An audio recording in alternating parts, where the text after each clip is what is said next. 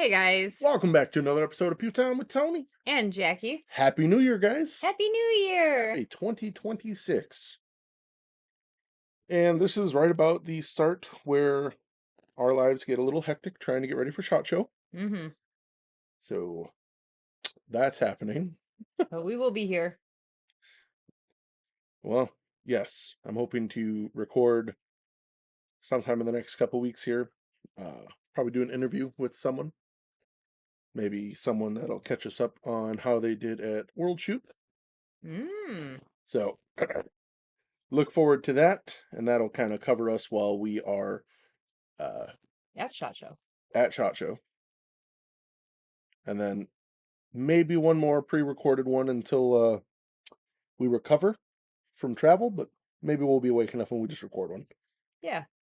Possibly. Fun to talk to you guys and fill you in on all the things we've seen. Yeah, if you guys aren't subscribed to the YouTube channel, head over there because we're going to be doing daily video drops while at SHOT Show about new stuff coming out. Should be very exciting. So Yes. hit the bell. You know the drill. Yeah. So gun news. Mm-hmm. There's not a plethora of news itself, but there's a lot of stuff on the stuff we have. Yeah. If that makes sense. I think so.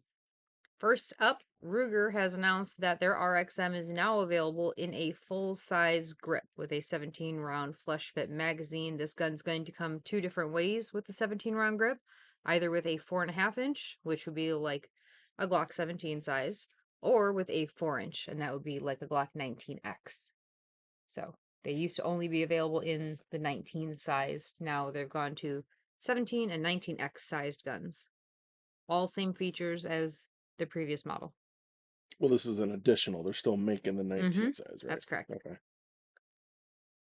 All right, a gun that I legitimately forgot to add on last week, but I don't know how I had the notes. I just forgot to transfer them over. The Zermatt Arms Waltz 9. Like the dance. Yes. The Waltz. So this gun is it's making all the rains right now. There's a select few people that have shot it, and it's supposed to be really, really nice. It is not what you would, I guess, expect us to be excited about in a gun. And listening to all the details, I should preface with this is a striker-fired gun. It is Striker. Actually, if you guys want a little background, I forgot the episode number. I can try and pull it up real quick, but I did an interview with David Petta from DC Precision about his crazy Glocks that he built, custom frame up stuff, and he was doing open Glocks. Well, he actually got brought on board by Zermatt. If Zermatt sounds familiar to you people, it's because they're known for making bolt action guns. They've made some precision actions, and they're known for also doing the I believe it's called the drawing a blank on the name Rimex for the Precision 22 people. So they've been around, they know precision machining. But what are some of the features? So this, you'll have to excuse me. I had to back out of the notes because I was trying to find for you the the episode, which is somewhere in like the mid to late 60s, 67, 68, 69, somewhere in there for episodes. 76. Oh, little off, mildly reverse. 6776. 67. My God. Hopo soul. So this gun is, I thought it was really neat. It has a steel slide steel frame, but it talks about having aluminum, an aluminum grip module with replaceable panels and two different texture options. So it has either a CNC machined dimple texture or a smooth surface with aggressive laser cut grip tape overlays option. So you have two different grip options for the aluminum. And when we were talking about this, I said frame, grip, slide. It's giving me 2011 vibes. It is not 2011 compatible, but is 2011-esque in that it has the 3 different components. Right. Yeah, 2-piece frame.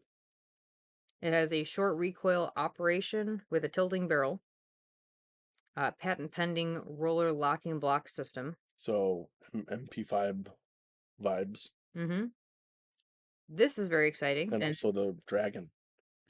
That's also a roller blade. blowback system. Seems to be the thing in the last year or two. This is compatible with Glock pattern magazines. Everyone's going to be switching over. There are 4 different options for the slide release. You can either have the standard right or left-handed or the oversized competition right or left-handed. Exceptional slide to frame fit and barrel lockup. And according to the pictures, I mean, it looks like everything is super tight. So if it's anything like what, so you actually messed with one of David's guns at SHOT Show 3 or 4 years ago, and it was super tight. So he went as far as to make parts internally and oversize them and then hand fit them for the Glocks when he was making them, when he was making his models. So I can only imagine what now being together with like a precision rifle manufacturer, imagine it's going to be pretty good. You get ambi slide controls. Did you say that? Not yet. 416R barrel, and this part's pretty cool. The barrel is Proof Research rifled barrel. I don't know if this is their first technical pistol, and I mean technical because they make short barreled for like AR pistols, and they're known for bolt action But their first barrels. handgun barrel. Yeah, I'm thinking it might be, which that is pretty cool because they're on the high end. I mean, you're talking rifle barrels that are $1,000. 6061 aluminum grip, replaceable panels. So the replaceable panels you were talking about kind of give me a vibe mix. It's like they took the Atlas grip design with grip panels and married it with the micro pockets or inlay for grip tape like Infinity. There are different trigger profile options. You can either do the short flat, the medium curved, or the long flat. This is where you and I were both having a discussion on what this was. It says containerized trigger pack. I'm assuming it's going to be their trigger system. So the gun is a straight pullback striker style. Non-hinge. Is what I'm getting. It's not hinged, Right. right? I'm assuming that the trigger, the bar, the sear, and the components is encased kind of like a cassette style AR trigger. So think of an encased sear cage on like a CZ mixed with the trigger bar, is what I'm assuming that means. That's a full assembly together. Right. 2 QD magwell options. You got the aluminum standard tactical style magwell and then the oversized competition magwell. Does have a proprietary optic system. So far, they're going to have the RMR, Delta Point Pro, and Acro. Optional forward or rear backup iron sights. So forward of optic or rear of optic. And then there's 2 barrel options. The USPSA Limited Optics Legal Standard barrel, and then the high performance compensated barrel. Think like Island Comp style gun. Tool is field strip. All replacement parts can be installed by the end user. Single rail slot in the front, think kind of Glock like. Weighing in at 42 ounces. 5 1/8 inch barrel. And price is TBD, although I've heard floating around 5,000-6,000, somewhere in there. It's a very pricey striker fire, but with all the stuff that it comes with, I can't imagine that it would be a disappointing shooter. So it's funny. Some of the guys were talking about, oh, I would never pay that for a striker fire. Mm-hmm. I hear that a lot. I don't understand that aspect because, and one of his justifications was, oh, it puts a ceiling on how good the trigger can be. I don't know if you remember David's gun. David's gun rivaled David from DC Precision. Mm-hmm. When I messed with his DC-9, that rivaled any 1911 trigger. Mm-hmm. And that was still a hinge trigger. Right. My M&P triggers rival any 2011 trigger. So, and I say my M&P, a little polishing, and the lovely people at Apex with their forward set sear kit. Mm-hmm. It, I think when people think striker, automatically they think Glock, which Plastic. is just like a partially cocked striker, Mm-hmm. where you, as you pull the trigger, continue cocking the striker, as opposed to pre-cock strikers, your M&Ps, your Walthers, your HKs, those are all pre-cocked, which is why the triggers are really good, right? Because you're just tripping a sear. Yep. So they can still be really, really good. Correct. And I kind of wonder, like, not necessarily this, and I'm not picking on any individual, but as like a gun community, are we kind of our own worst enemy when it comes to branching out? Like, right, I see it a lot right now with 2011s. Like, if it's not a 2011, it's not right. Like, yeah, but I mean, the 2011 was there. It was built competition bred. That's how it was made. Mm-hmm. That's how it was conceived. I don't think the 2011 would be where it is today if it wasn't for this new standard we have set from the polymer guns, the striker guns. Like, there's a standard that people now believe have to be there, and it took a long time for 2011s to catch up to that. Right. You got your steel framed and aluminum framed striker fired guns. You have your steel framed hammer fired guns like your 75Bs and your Shadow 2s and things like that. You have, you know, guns can be more than just the plastic fantastic. And the more quality that you give them, the more value they hold, regardless of their action. Yeah, I just don't think I think striker fire has a bad stigma about it. You know, DASA had that for a long time because for a long time the double actions, no matter what you did to them, were horrendous. Trash. Right. So I'm hoping to check one of these out. I'm hoping they'll be at shot. That I would be haven't nice. looked, but I'm hoping. Also, if there's anybody that you guys see like, oh, someone's going to be dropping something, shoot us a message. Throw it in our inbox. We'll make sure to make our way over and do, or at least do our the best we can to get there to check it out.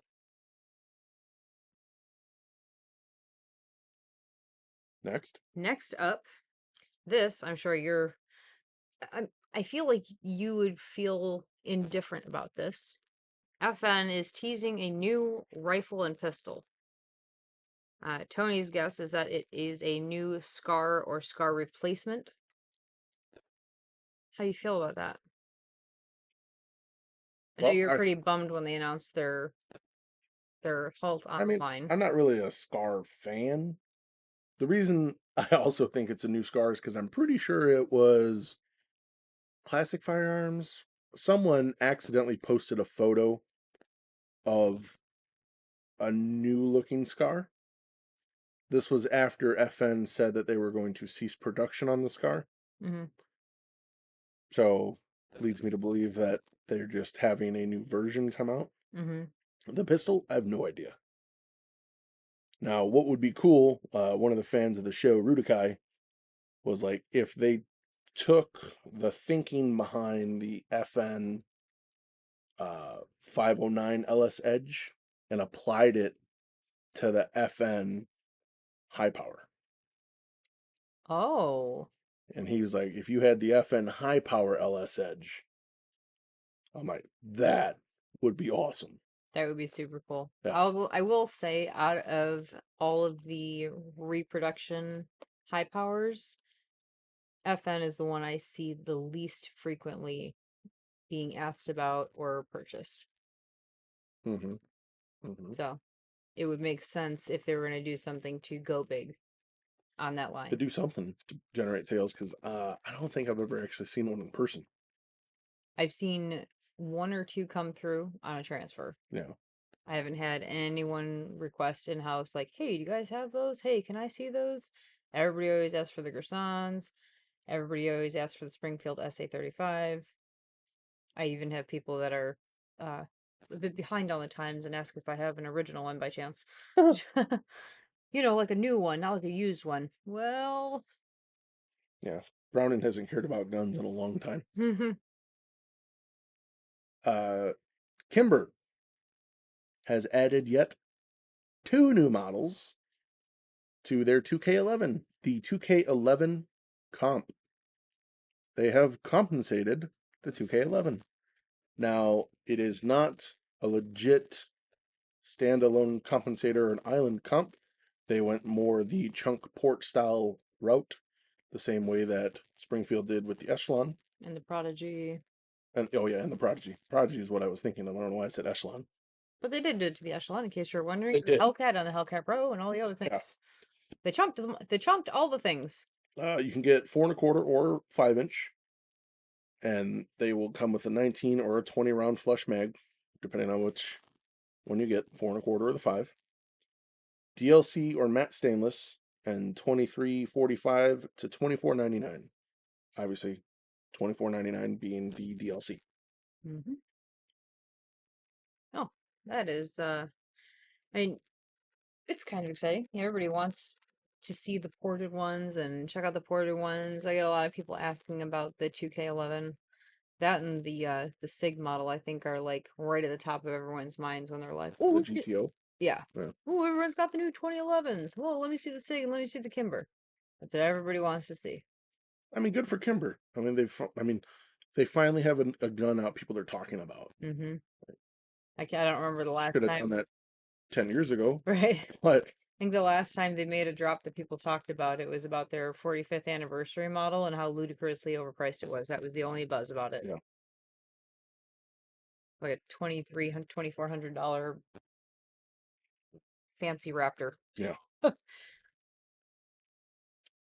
Terran has come out with a compact version of It's not a version. It it. just shares the name, it looks like. Oh, okay. So it's a TTI Viper Compact. So there is no compensator like the Pit Viper, but it has an island barrel. So it's a 4.5 inch PVD coated 9 mil, RMR footprint, DLC on the frame, high polish slide, fancy trigger stuff. Steel guide rod, Yep. Carry mag magwell. well, extended slide release, extended mag release, roughly 2 pound trigger. They call it the TTI Phantom Grip. It is an interesting looking stipple job. Is it stippled or is it aluminum? What is that? It looks like a checkered aluminum. Oh yeah. Okay. So that's pretty cool. Rail, extended firing pin, bladed standoff fangs like the Pit Viper. It does include, when you purchase that, it comes with the Trigicon RMR HD. Yeah, so what does all that cost you? Well, it's Terran. So, an arm, a leg, your firstborn, left kidney, and half of your gun collection on consignment at your local gun shop. Yeah, I mean, all of that stuff, knowing what the other ones run, it doesn't surprise me, the price. It is $7,999.99. And they're not minting the penny anymore. Otherwise, it'd be $8,000. Wouldn't it be 8,000 because they're not minting? Because you can't get 9 cents without pennies. So we shouldn't even say the 99 cents on these anymore, right? I don't know why they are. Get with the times. Yeah, that's a pretty expensive carry gun. But you get 3 mags with it. Yeah. No thanks. So not only is 2026 a new year now, it also happens to be the year Beretta turns 500 years old. 500 That's years a old. lot of years of Yeah, making guns. that is a ton. It's impressive, Yeah. right? Like these older companies that have been around a really long time. I mean, look, Remington didn't make it. No. So good on you, Beretta. When they I assume they made some sort of like announcement of things to come with this. That they will be offering 10 unique one-off pieces. And they'll have 7 limited and special editions, but we don't know what they are yet. 7 new platforms that will lead Beretta product range in the next years. So I don't know how many years that is that it'll take them to get those out. But So 500 years old. They are the oldest gun manufacturer still in business today. wow. The next closest one is J.P. Sauer and Son, and that was 1751. Wow. America's oldest is Remington Arms. Technically, they're still in business. Mm-hmm. Technically, that was 1816. Everyone thinks Colt crazy old. 1836. Wow. I mean, it's still crazy old, I but mean, it is. Sig Sauer, the German proper Sig Sauer, 1864. That is impressive. Yeah, that's a lot of time. At a time. 500 is a really big deal, like substantially longer. Not like, oh yeah, they've been in business a few years longer than, X, Y, and Z, like substantially longer business run Well, and that's than why everybody else. I would normally make fun of companies going, "Hey, we're gonna make 10 unique one-off pieces." Mm-hmm. Like, bro, you're 500 a year in business. Mm-hmm. You do what the fuck you want. Right.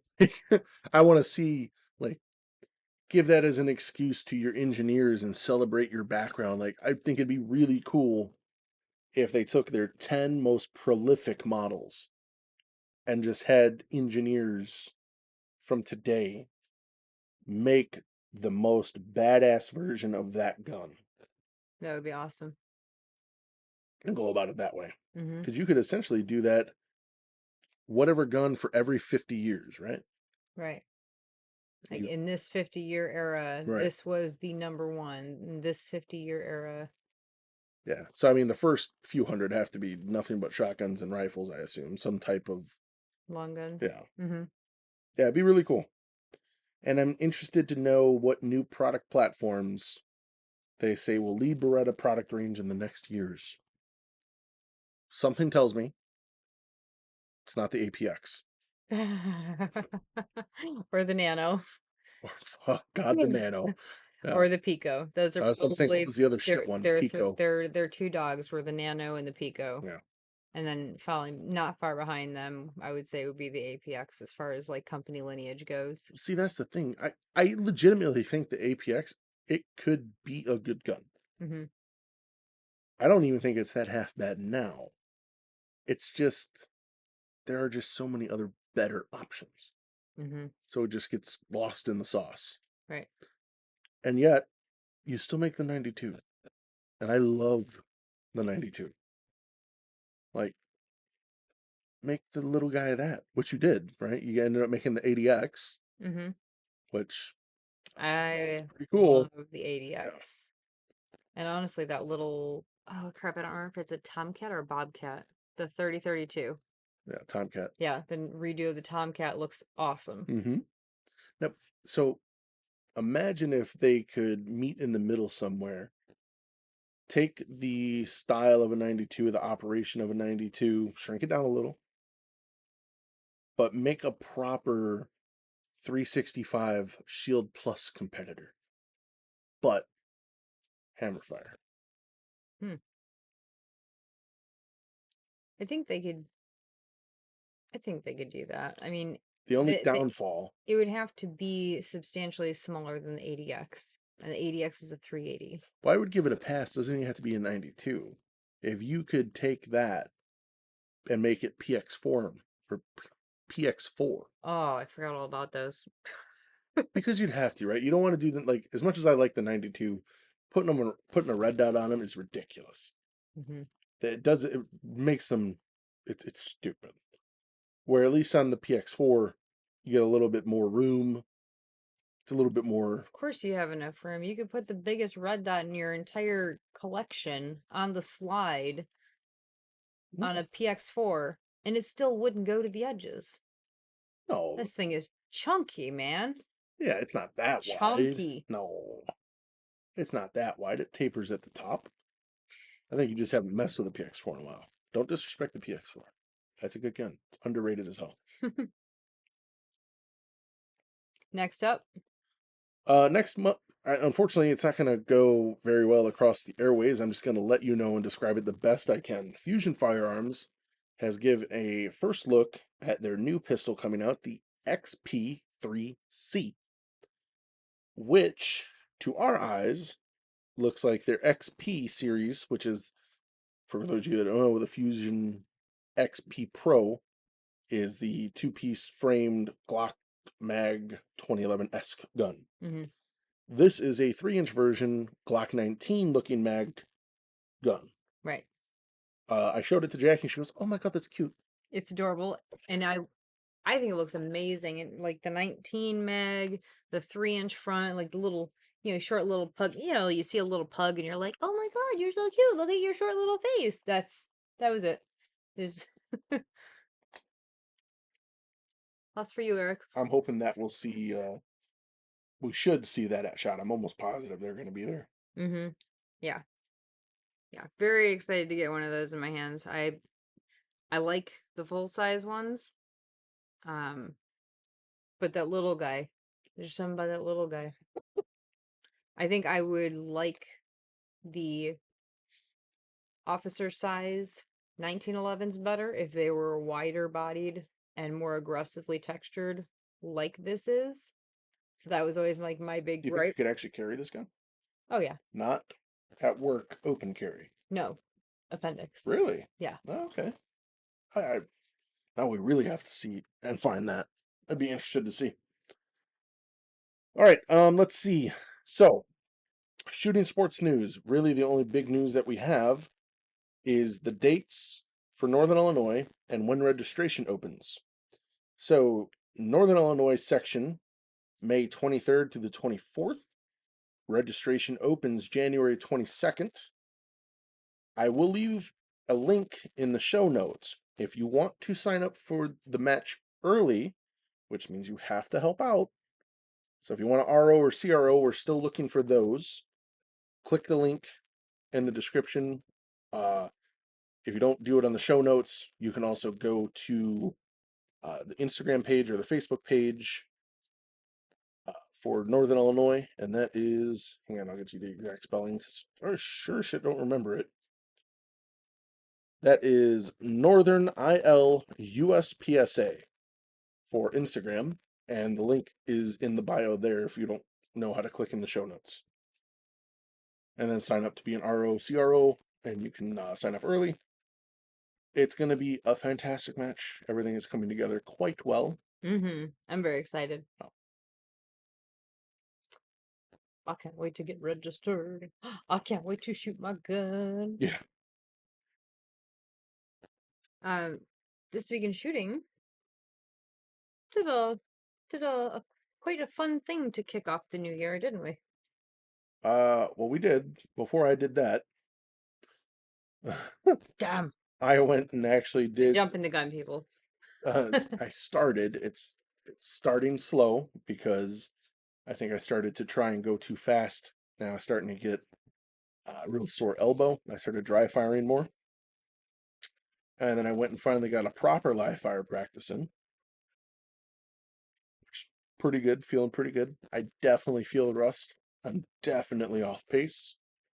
It's gonna be a work in progress, but Smear some gun butter on them elbows and get you back out I there. should. But yes, what we started off the year doing that you were so excited to talk about. So I didn't even know that we were going to go. I worked New Year's Eve and he called me at work, which doesn't happen often. I was like, "Oh my gosh, is everything okay?" He goes, "Yeah. Are we doing anything? Do we have plans tomorrow?" I'm like, "New Year's Day?" He goes, "Yeah." I said, "No, why?" He goes, "No reason." Click. So I spent the rest of my workday wondering, he gonna go to the range with a buddy? Is he gonna go do this with a friend? He's trying to make sure I don't have plans so he can go out and something. Because generally, if it's plans for us, he says because, and he tells me. He told me nothing. The whole ride home, begging him on the phone to tell me and give me hints and clues, I got nothing. Find out when I get home that he got another range session in. I did. I did when it was snowing.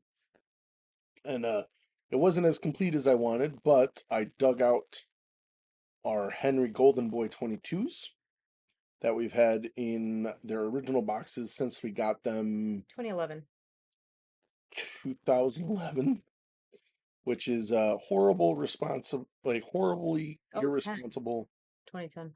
It's been a long time. Ooh, 16 years? Mm-hmm. Fuck. Anyway, don't leave your guns in the box that long. That's just neglect and it's not good. Mm-hmm. But I was like, hey, she's shown some interest, and I've been really wanting to try squirrel hunting. These are the perfect thing. So I grabbed a bunch of 22 ammo. I went to go check zero on them. And when I mean check zero, I mean I found out where the group was hitting, which was not where the sights were. They were both hitting at about 1 o'clock by about 2 inches. Mm-hmm. So I, thinking, here's a little foreshadowing, overestimated the skill to call Kentucky windage on a squirrel in the woods. So I surprise you at home. I have all the hunting stuff packed. The guns are ready to go. And I tell you what we're doing, and we're going to go do that. Yep. The only thing that we needed to do before we left was throw slings on him. Mm-hmm. Well, that was a fun experience. Drove up there. We were in the woods walking around for like 4 hours. Yeah, it was easily some of the most fun hunting I've ever done. Yeah. The very first shot you pointed out, you ever shot out of your gun was Yep. at a squirrel. Yep. Did you hit the squirrel? I did not. Yep. I did that 7 o'clock hold. He was sitting with his back to the tree out on a branch, and I shot at his lower right hip, thinking, 2-inch low, 2-inch over, 7 o'clock hold, get him right in the body. No. No, No. no. I took a few shots At one squirrel. at, at one squirrel. And honestly, I'm surprised he got away with the size nuts he had to just stand there, shot after shot after shot, and then finally run away. Like, holy shit, it was a really far shot. I probably should not have tried shooting that far. I think they were in like the 37, 39 yard. No, not the one I shot at 3 times. Yours was a little bit further. Mine was about 39 yards. Yeah, I had a ton of fun. I think as much fun as it was like walking, sitting, hunting them. I learned a cool trick I wanted to try. And supposedly you could call squirrels with 2 quarters. And you put 1 quarter kind of flat in your hand between your fingers, and you can tap the side of it, and it makes the sound of breaking nuts. And squirrels are pretty territorial, so they get aggravated if someone is stealing the nuts. Nut pirates. I did call them nut pirates. And you can tap them, or you can take the ridge of them and kind of scrape the edge of the other one, and it really simulates the chatter that they make. And I thought this was bullshit at first. Even after I feel like I called the first ones into us, I'm like, there's no way. And then a couple hours later, we walked over to about 30 yards from a big tree where there was at least 6 of them. Lots of squirrel activity. And they scattered, and it was dead silent. I was like, give me the quarters, let me try. So I start doing it, and I get some chatter to the right of us. I'm like, oh, okay. I do it again, and I get some more chatter, and then they stop. And then I try mimicking exactly what they're doing, but with the quarters. And I went back and forth. It was a 20 good minutes. 20 minutes. He was talking with the squirrels. I told him he is my squirrel whisperer. And the only thing I could think of, and I'm glad I waited to tell Jackie afterwards, because she would have scared all the squirrels away. With my laughter, because it was so funny. Which was the animal version of me just going back and forth in squirrel talk, going, what's your name? Tony. Fuck you, Tony. Yeah, it was. They were quite chatty. Oh, yeah. Yeah, it was so much fun being able to actually like haul an animal in, and more than one, because we ended up having them behind us, to the right of us, dead in front of us at the tree. They were just enough to be far enough where I'm like, yeah, I can't take another one of those shots. I don't want to just be slinging lead everywhere. The ones that got closest to us were behind our backs. Yeah. Which I know they did it intentionally. Right. Well, bastards.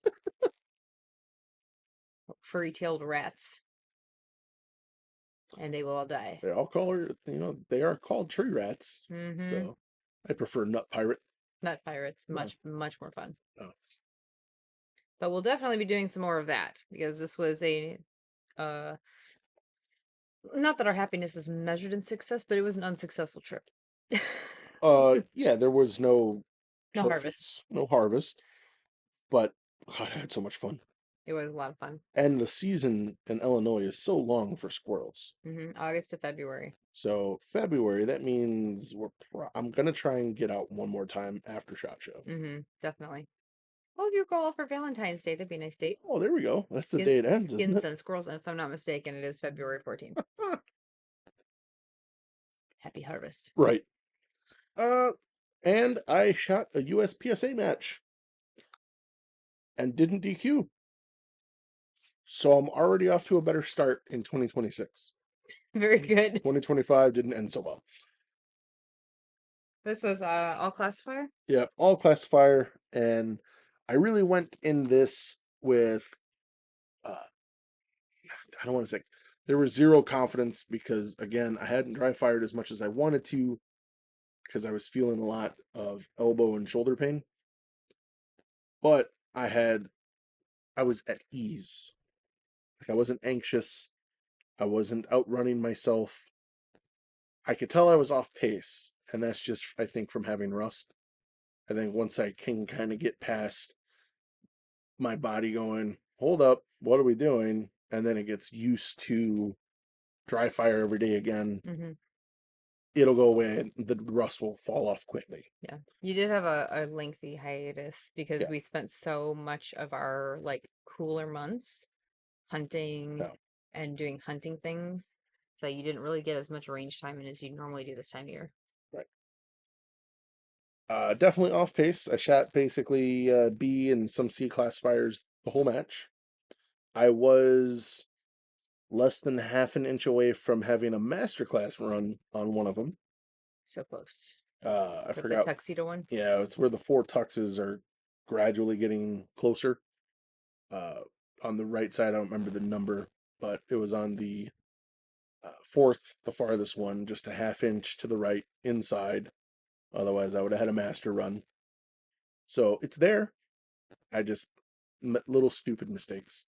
Tighten down and you'll be there.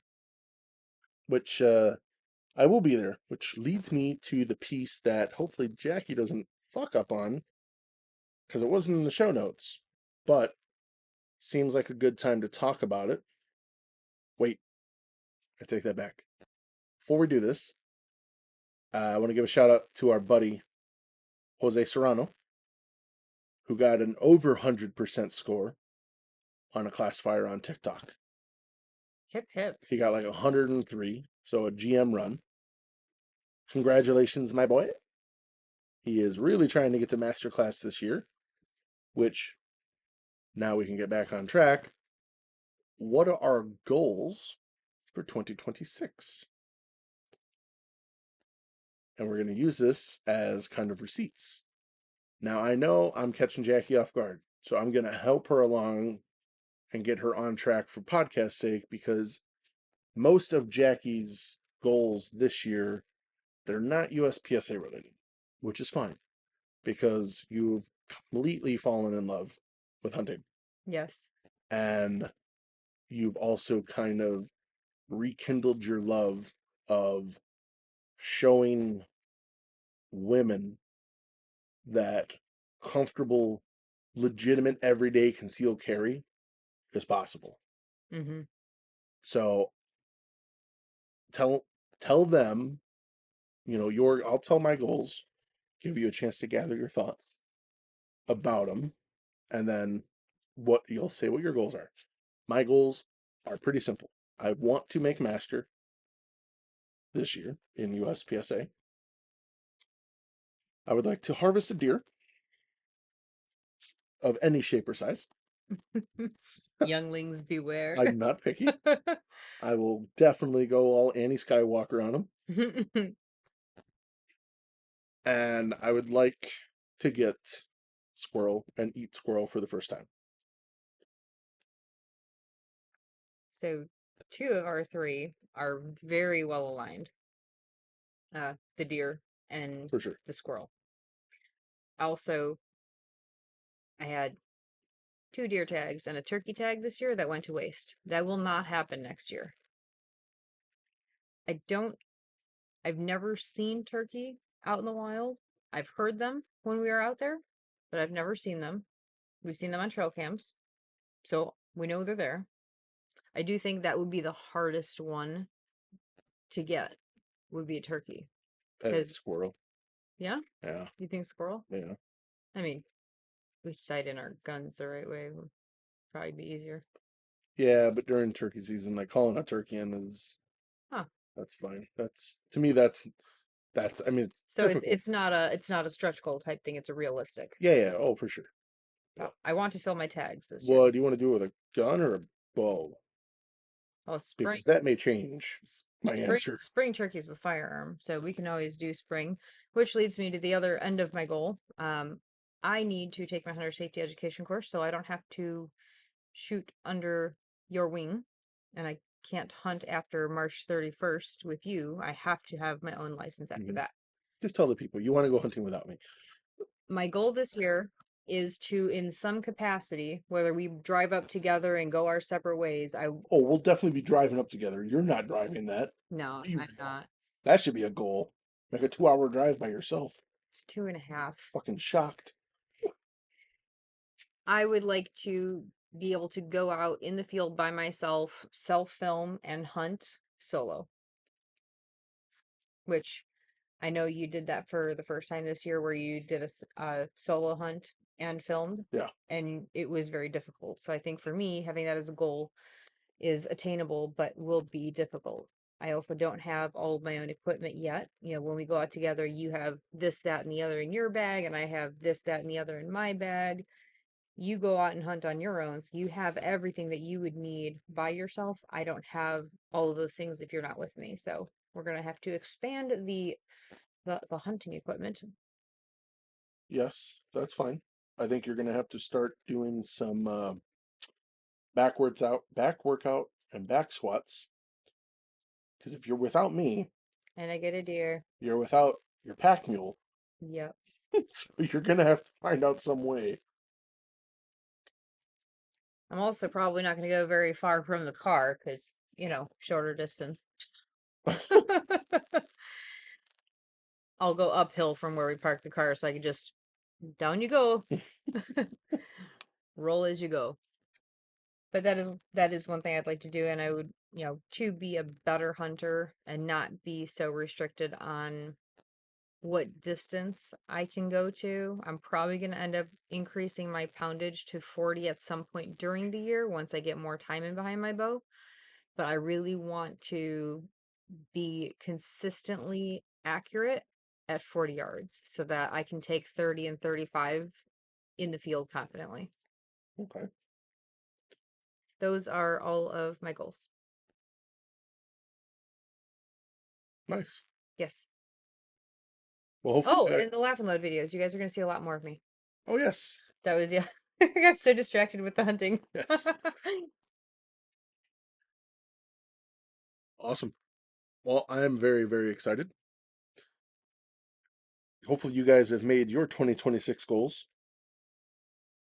Shooting related or otherwise. Yeah, for sure. Progress. Yes. All right, that's it for this week, guys. You know what to do at Pew Time, or no, I apparently don't know what to do. At Laugh and Load on all the damn social medias, Pew Time Podcast at gmail.com. And I think that's it. You got anything? I think that's it. Okay. Talk to you guys next week. Bye.